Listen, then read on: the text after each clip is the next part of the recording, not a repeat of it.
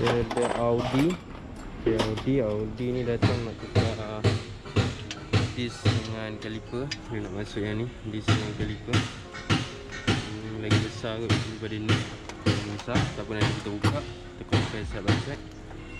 Okay, Caliper yang dia nak tukar dengan ni. Okay, Audi dah siap. Oh, memang cun gila. Masuk Caliper ni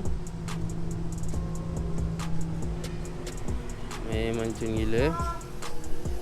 Okay, so nanti kita test. Kita test.